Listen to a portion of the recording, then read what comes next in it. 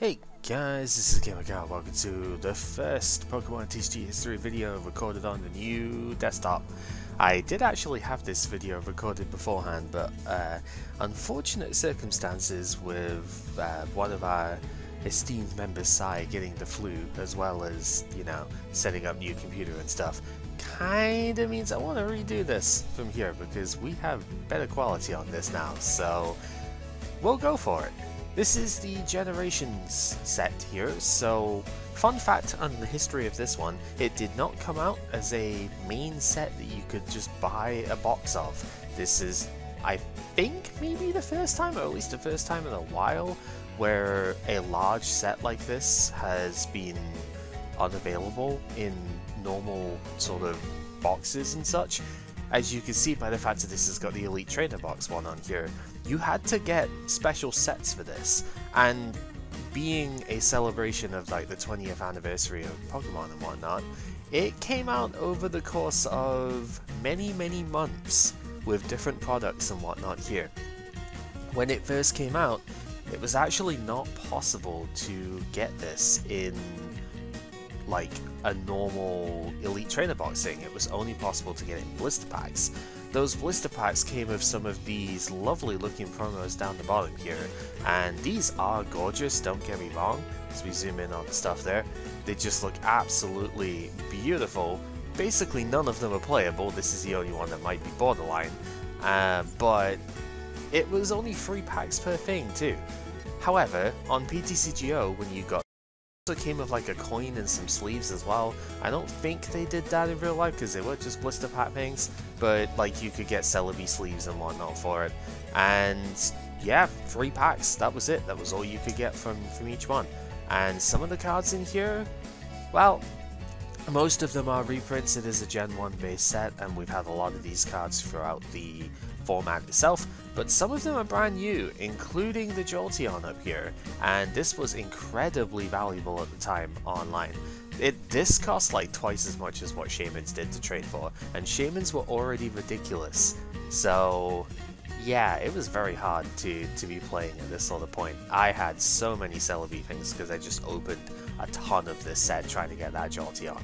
And the Flareon, actually. I really love this thing too, but we will get into that momentarily. So, what actually is in this set?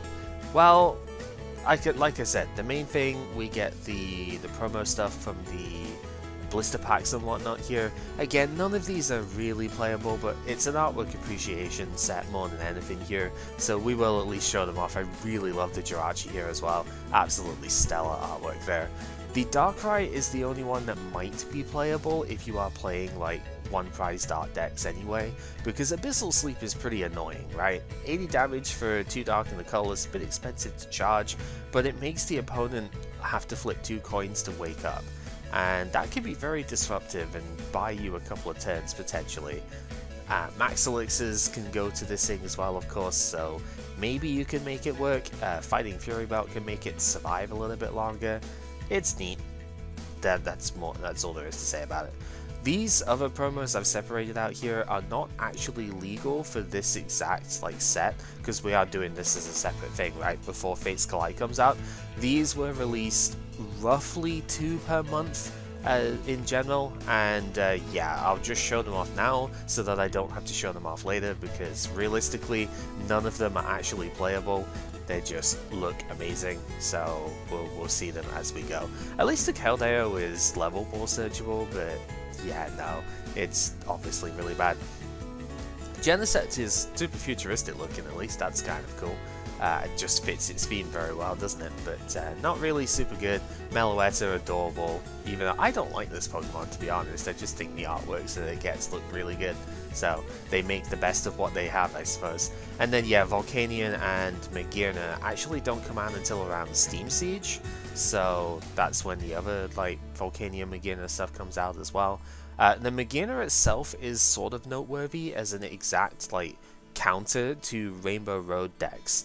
when we get there, because we will get the dual type stuff in Steam Siege that makes Rainbow Road playable as a deck, and this can be your one card way of answering that, because 20 damage times the number of different types of Pokemon on the opponent's bench, yeah, that is something that you can work with here. As far as like new promos go between this and Fates Collide, I was shocked to see there was basically nothing, but Ash Greninja is the only new one that I could see beyond the stuff that we have here, and it's not very good, to be honest. The first attack would be interesting if it wasn't quite so flippy. 3 coins flipped, 20 damage times the number of heads to one of the opponent's Pokemon. Not a bad snipe move, but yeah, I don't really know exactly how you're working with that too well. And then Ninja Blade, 130 for the 2 water and the colorless. We see that a few times come up for water types, and it can't use it next turn. It is only a 1 energy retreat cost, that's fine, but then we have Manaphy to make retreat costs a lot lower now for water types, and by a lot lower I mean 0, so I don't think it's really that great, but oh well, such is the way. We do have some new trainer cards and stuff in here as well, so let's just quickly go over them. The first tool down here in the Radiant collection is the Floral Crown. So just as a briefing, the Radiant collection is not all reprints, there's actually a fair few new cards in here too, but there's quite a few reprints which I've been using a few of as we've gone along here. Obviously not the Wobbuffet, because come on, that's terrifying. But yeah, any time that we see like the Yveltal, I'm using this one as well, because these are just absolutely gorgeous. The Gardevoir in particular is stunningly good. I would love this one too, but I just like the original full art one just a little bit better. But I could totally see this being the one that everybody plays, because it's amazing. Anyway, Floral Crown, if it's on a basic Pokemon at the end of your opponent's turn, you heal 20 damage from that Pokemon. There is a Shaman that comes out, Jolteon-EX specifically, that comes out with the Elite Trainer box of this. I think that is next set that it becomes legal, and that also can heal 20 damage, so you can start stacking up like heal 20, maybe 70 from a basic Pokemon or something at, you know, every turn. Which is, like, fine, I suppose, but we have Hard Charm, we now have Fighting Fury Belt. Don't really think this is too viable, to be honest. Yeah, Wally also gets one of the Radiant Collection arts down here, very nice. And then for the actual new stuff up the top, Clement is pretty unique, I suppose. Search your deck for up to 4 Lightning Energy, put them into hand. Magnezone obviously could use this, but we do have Professor's Letter in format, and that's staying in format for quite a while. So I don't think there's any real use for this. One of the main rules in Pokemon is that you generally don't play supporters to do things that your items can do, so yeah, we don't really want to play this, because Professor's Letter, yeah, it only gets 2, but you can play that alongside a draw supporter and it makes it so much better. So not really super good there. Some reprint stuff gets in here as well. Imakuni finally makes his debut in the English TCG. This was kind of a big deal for a lot of people at the time. For those who don't know, Imakuni, I believe, is a sort of TV presenter like mascot for Pokemon. It's kind of gone back a very long time, and always asked the question in Japan, it's like, who was cuter, Pikachu or me? If you've ever played the Game Boy Pokemon trading card game, you will have encountered this guy, and he does have his own trainer in that game as well. It basically does the exact same thing, but not as a supporter, because that was predating supporters and stuff. But, you know, he's there. He's a silly guy. On to something that actually matters, Olympia is a really good card to have in the format. Switch are active with one of your bench as a supporter. That doesn't seem good, right, because we have Switch, but if you do, heal 30 damage from the Pokemon you move to the bench. The reason this is good is because it's a supporter, right? That sounds like it'd be really bad. I just said, why use a supporter to do the thing that your items can do? And this is basically just Switch plus a potion. Why does that matter?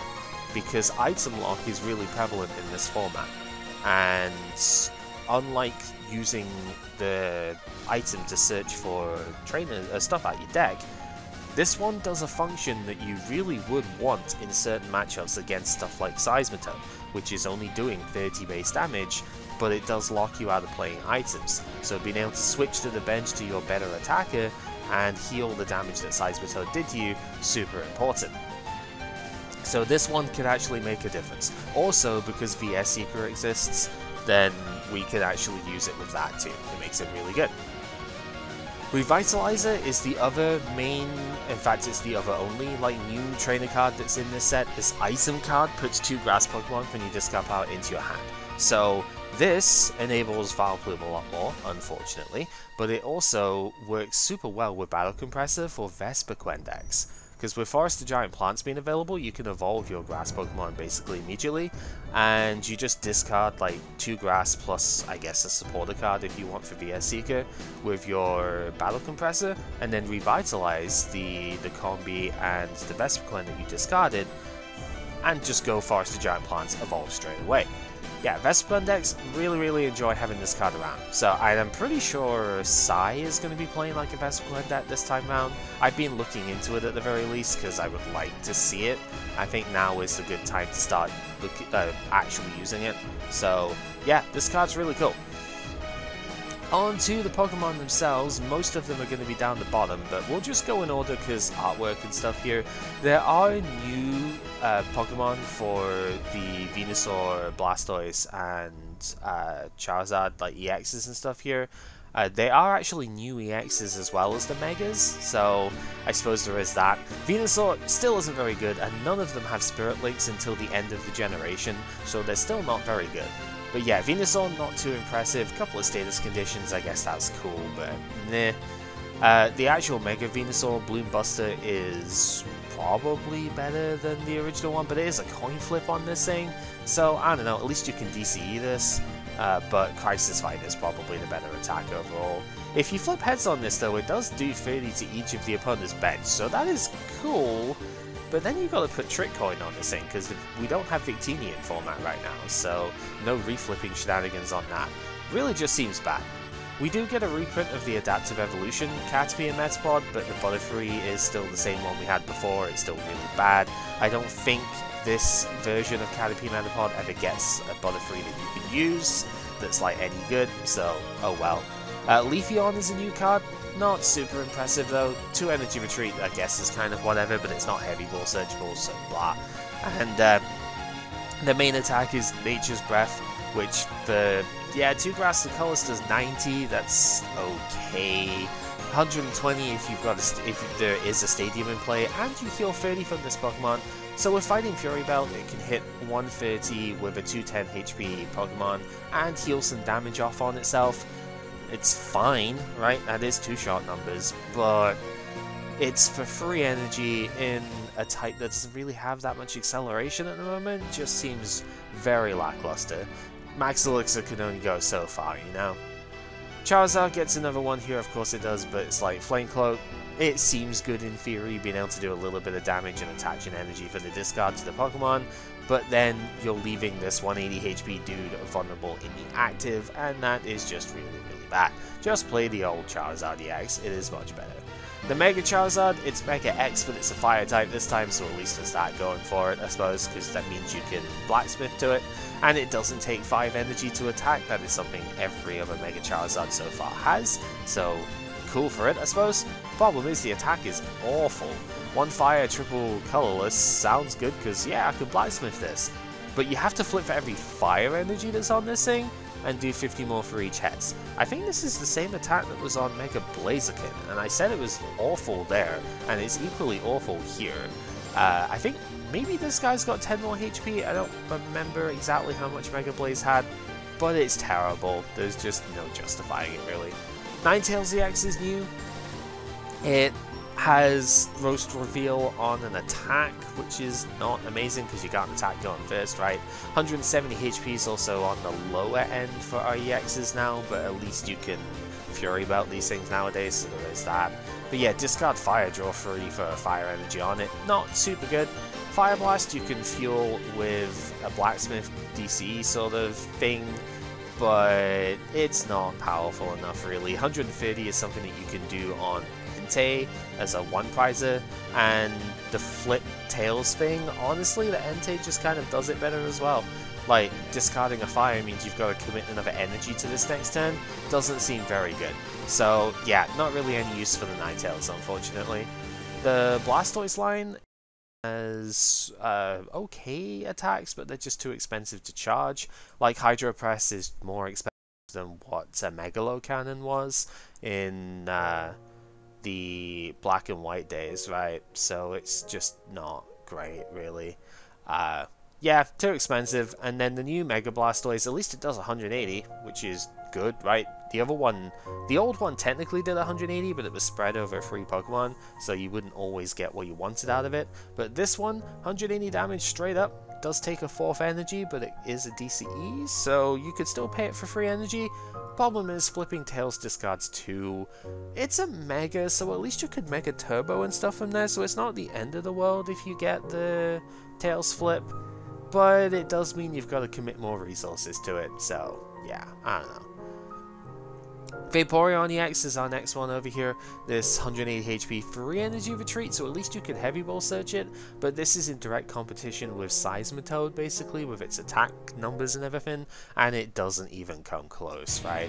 30 damage for 2 energy and heal 30 from this Pokemon, not even remotely considerable, and 3 energy, 130 is a good number, but it does less damage for every damage counter on this Pokemon, so it just, nah. Just play Seismitoad. As much as it's annoying, it can DCE with its first attack and its second attack's downside. You can mitigate with Mr. Mime or Rough Seas. Rough Seas is like the only reason you could even consider using this thing, but it's just not worth it. Not in the slightest. Now the Moltres that is about to be released in Fates Collide was not available for a full art print in this set. So we have the Articuno and we have the Zapdos, but we don't have a Moltres, so rip any Moltres fans, I guess, out there. This Articuno is not even the good one, it's not the Ancient Trait one, so it's completely useless, but it does look stunning, so we'll give it that at the very least. Jolteon-EX is probably the best card in this set, to be honest, and we get to use this one now because, yeah, the alternate art's going to be available, it's fantastic. Won't be using it this set, at least I won't be, Pepper could be, I don't know, but it will definitely come in. 160 HP, very frail for an EX, but it does have 0 retreat, so that's really good. We don't get too many Pokemon like that at the moment. And its 2 attacks, also solid. Swift for Lightning Energy does 30, not affected by any effects on the opponent, so cool. Can get through potential safeguard stuff. We don't really have safeguard at the moment, but it can get through any sort of you can't do damage to me type effects, or damage is reduced. So that's neat. It's enough to KO Joltik as well, so you can play through that stuff as well. And then Flash Ray for Lightning Double Colors does only 70, but during your next turn, any damage done to this by basic Pokemon is negated. So yeah, it's really good into Night March. This is one of the reasons why Night March started teching into Vesiquen quite a bit as well, or played something like Gallade that would also allow you to sort of go around that, because otherwise you just lose to solo Jolteon if they can manage to set it up. So yeah, Zapdos artwork also pretty cool. This is the one that technically got played in the Manectric deck at one point, but I just really don't like it, so I'm not going to give it any more attention. I just got annoyed because I remembered that the Golbat from Phantom Forces is in the set, so this won't rotate when that set does, but the Crobat is not, because this is a Gen 1 set, I suppose, and the Crobat would have been super good with Crobat Break that gets released right after rotation, and technically doesn't have a Crobat that it can even use to Break Evolve from. Very stupid. But yeah, we technically have Sneaky Bite if we want to use it for the future as well, I suppose. What else we got? The Gengar line is a reprint entirely, so is the Jinx. The Meowstic is new. This 160 HP EX is not really very good on the attack, but I have technically seen it because Shadow Wear is kind of good. It lets you once per turn move 1 damage counter from one of your Pokemon to another on the opponent's side, not your side. But it has to be active to do that, so it's a little risky, but it's very easy to move in and out, which is kind of decent. And I suppose if you were playing Dimension Valley, Mineshark 60 for a Psychic would be okay, but it's not affected by weakness, so I don't know if you're really doing much with that. The Golem, I don't remember if this is new or not, but I think it technically is. It's not very good, but it looks really cool, so there is that, and its explosion doesn't kill itself, so that's kind of fun. Yeah, a lot of damage, especially because it is fighting, but it's just how are you setting it up, really. Golem-EX is also new, but really doesn't work without Protection Cube, which then lowers its vitality from not having Fighting Fury Belt. 180 damage, 4 energy. Yeah, you can't even DC it. 60 to itself, yeah, whatever. It's just, we don't see very many Golem-EX. We saw one Golem-EX, but we don't see many Golem chase cards. So it's kind of cool to get one here, I suppose. Nothing else in the Pokemon department is new until we get down the bottom, so let's look at the Radiant Collection stuff, because this is where the most exciting bit of the set comes in for me, because we have Flareon and Sylveon down here, so it's really cool. Before we do that though, artwork appreciation on the Charmander line. It's not particularly good as far as the actual cards go. Technically the Charizard can use Prevo attacks, which is nice, but we don't have the Rage Charmeleon even from Boundaries Crossed anymore, so we can't use that, sadly. Otherwise, yeah, it's just, you know, Charmander was a butt to the kid to begin with, but as they grew up together, they ended up being best friends, and I just think that's rad. On to what I actually love with this set then. Flareon is super cool. It is not top tier competitive by a long shot, but I love it anyway, and I'm definitely showing this off because this deck is so much fun to play. 170 HP, 2 retreat, so a bit on the frail side. The evolutions in the set are just generally frail, but I think that's just the nature of it right now. It has the Blaze Ball attack, so the same as Keldeo used to have, and the same as what Delphox has at the moment. Triple energy to do 50 plus 20 for every fire that's on it, so your baseline is 110. And you have the Flash Fire ability that lets you once per turn shift a fire energy from one of your Pokemon to this Pokemon.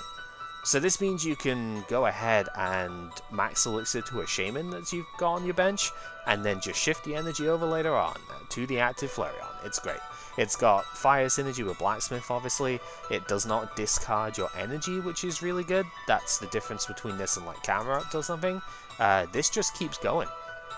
And yeah, you can shift energy to multiple different Flareon that you have set up on the bench. It's really fun. Not the best deck out there, but I mean, being able to hit like 110 plus damage on the first turn, very high consistency, is something to pressure a lot of decks with, and I just think it's neat. The other card that's kind of neat in here, and maybe Pepper would try to do something with it.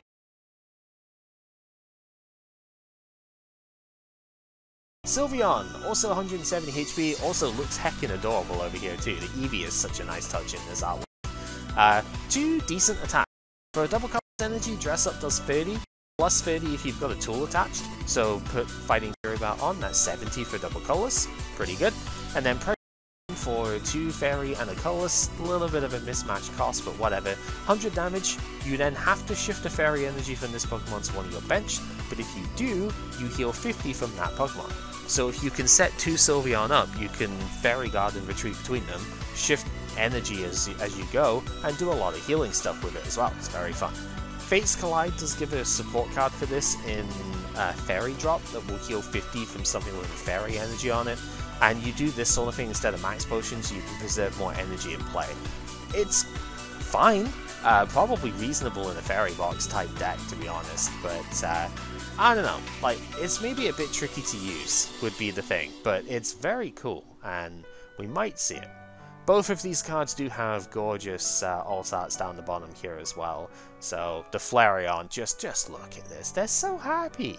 Just, I don't know, it's so cute. Both of them are incredibly good though, because this one is just like, it's seen a cupcake out of the cardboard or something and it wants it. that's my headcanon. And then the Sylveon, just, oh man. Apparently it's not like bothered that Eevee is nomming on his ribbon there, I don't know, but it's heckin' adorable, and yeah, I think this one's actually more readable too, because the card text on here just gets a little bit muddled on that right hand side, so I actually think this one looks nicer as far as reading the text as well, but again, maybe just me. And then of course we've got the Pilechu I've used as well. I might not like Pikachu as a Pokemon, but I do think this card looks really gorgeous, so, you know, it's fine. Sometimes Pikachu does get good cards, who would have guessed. And that's it! Like I say, short one for this because this set really doesn't have a lot of new stuff going for it. All of these cards we have seen before as far as the stuff I have not mentioned, and none of it is particularly awe-inspiring. Stuff like Mr. Mime would be good, but we have it in like Ancient Origins or something, so it's not rotating out before this set does. And yeah, I think Slowpoke is technically, like, it's a retrain of the old one, but it's technically a thing. Cool. Doesn't really do anything though, so who cares? Anyway, yeah, hopefully you have found this one interesting. Thank you very much for watching, and until next time, yeah, when we get to the battle stuff here, take care.